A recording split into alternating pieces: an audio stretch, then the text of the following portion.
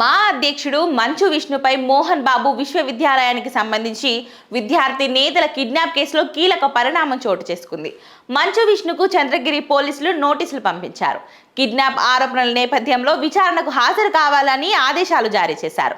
మొత్తంగా పోలీసులు 2 నోటీసులు ఇచ్చారు. ఇప్పుడు ఈ వ్యవహారం సినీ పొలిటికల్ సర్కిల్లో సంచలనంగా మారింది. మోహన్ బాబు విష్ణుపై కిడ్నాప్ కేసు ఇప్పుడు వైరల్ అవుతుంది. తిరుపతిలోని మంచు మోహన్ బాబు యూనివర్సిటీలో అధికంగా ఫీజులు వసూలు చేస్తున్నారని కొంతమంది విద్యార్థి సంఘాల నాయకులు నిరసనకు దిగారు. దీంతో కాలేజీ వద్ద పెద్ద రచ్చ జరిగింది.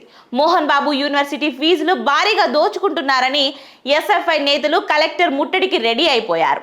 దీంతో మోహన్ బాబు బౌన్సర్లు ఇద్దరు విద్యార్థి నేతలను బలవంతంగా కారులోకి ఎక్కించుకొని తీసుకెళ్లారు. అక్బర్, వినోద్లపై బౌన్సర్లు దాడి చేసి కారులో ఎక్కించుకొని కిడ్నాప్ కు పాల్పడినట్లు నాయకులు పోలీసులకు ఫిర్యాదు చేశారు.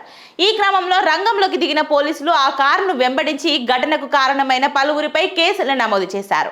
దీనిలో మోహన్ బాబు, విష్ణు, పిఆర్ఓ సతీష్ పై సహా 13 మందిపై ఈ నెల 3న కిడ్నాప్ కేసు నమోదైంది. అయితే ఈ కేసులో పోలీసులు మంచు విష్ణుకు తిరుచనూరు పోలీసులు నోటీసులు జారీ చేశారు. 3 రోజుల్లో విచారణకు రావాలని ఆదేశించారు. అయితే దీనిపై మంచు విష్ణు ఇప్పటికే పలు మూవీ షూటింగ్ షెడ్యూల్ ఖరారైపోయిందని పోలీసులకు లిఖితపూర్వకంగా చెప్పారు. అయితే ఫిబ్రవరి 15 తర్వాత విచారణకు వస్తానని వెల్లడించారు. ఈ కేసులో A1గా పిఆర్ఓ సతీష్, A2గా మంచు విష్ణు, A3గా మోహన్ బాబు పేర్లను పోలీసులు చేర్చారు. ఈ వివాదంతో మరోసారి మంచు కుటుంబం వార్తల్లో నిలిచింది.